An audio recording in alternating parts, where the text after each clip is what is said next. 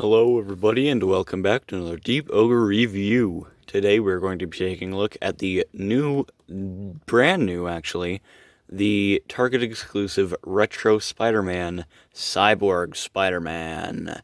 I got this figure obviously at Target. I went early in the morning to pick him up. They had a couple of Rogues, a couple of Gambits, and a couple of him and Negative. I don't really have interest in Negative. But if you guys want me to review it, I'll pick it up. Probably just enter it in a giveaway like I did Smokescreen.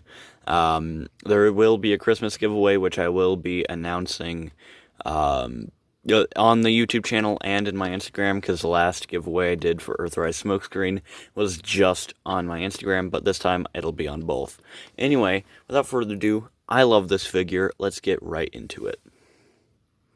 For his only accessory that I have, he did come with a web. I just lost it. Or no, I didn't lose it. Yeah, I lost it. I'm not gonna fucking lie. I fucking lost it because I'm an idiot. But here is his whipping hand. I think this is the hand that comes on him out of the box. So basically what you do is obviously you just pop it off, pop that on, if I could, there. And you have Cyborg Spidey whipping around, wee. Also, I don't have a Death Said, and for you guys who do not have Death Said 2, you can pop his fist off, and if you have that Skull Crusher, the Reaver from the X-Men wave, I know the grays don't really match up, but the gray from this hand kind of matches up with this, so it kind of goes down. I don't know, I don't mind it. I think it looks not too bad. So you can have him with like an open palm or something. I don't know, you do you, man. It's your toy. Do what you want. If you have Death Said, great, because I think that the plastic of his arm works better with Death's Head's hand. I'm not sure about that. I saw that in some of, like, I think it was The Amazing and Unparalleled Universes photography. I don't know. I know that this specific Spider-Man does have something to do with Deathlock, not Death Said, sorry. Deathlock. So, yeah, that's pretty much it for his accessories. Now, getting on close here, I think this body is the Sunfire body, because he has the butterfly joints, but his his body is kind of broader, and he has that weird triangular ab crunch right there, if you know what I mean. But his head sculpt, it is all brand new with a little bandana. There's a little smudge right there, it's brown from this eye thingy. I think it's a robot eye, but it looks like an eye patch. I don't know. He does have that nice robotic eye coming out, jutting out from this mask. Regular eye, kind of big, kind of like Todd McFarlane. White bandana. This piece is a separate piece, just glued into the bandana. Webs on his face, down the body. Red, blue, obviously the regular Spider-Man cues. A kind of sharper spider logo. Mechanical arm with kind of like what reminds me of samurai armor on his shoulder for the shoulder pad. Some weird, I don't know what this is, like grenades, armor, I don't know what it is, but it's cool. This arm, I think it is a whole entire brand new arm. Hold on. It might be a new arm, but I think it reuses pieces from this Winter Soldier figure from the Black Widow wave. I think the bicep is new, but the forearm and I think, yeah, the shoulder, no? Is the shoulder new? No, is it?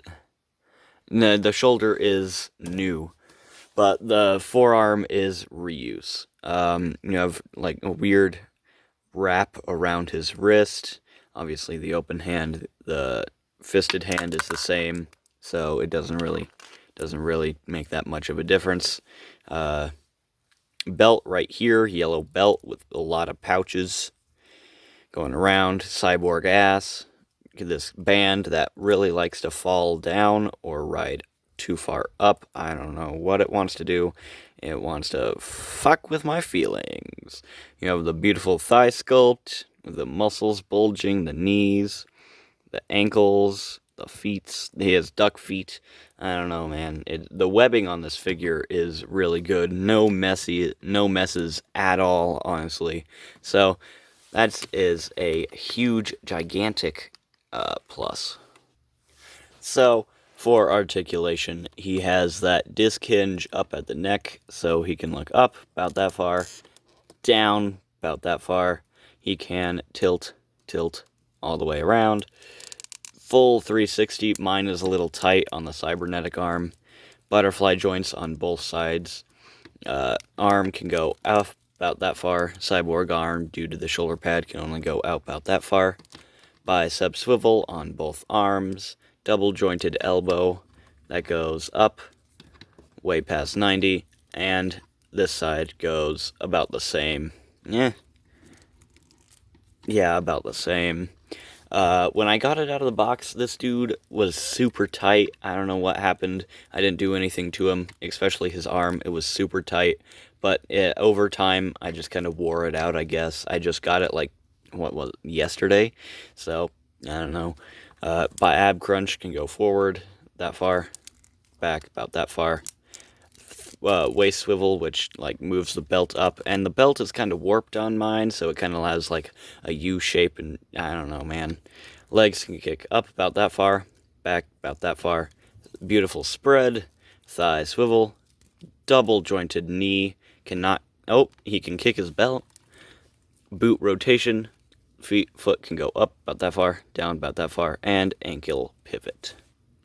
Here he is next to another Marvel Legend with a cybernetic arm, the Winter Soldier, the comic book one from the Black Widow movie wave, and my newest Transformers figure, the Transformers Earthrise Airwave.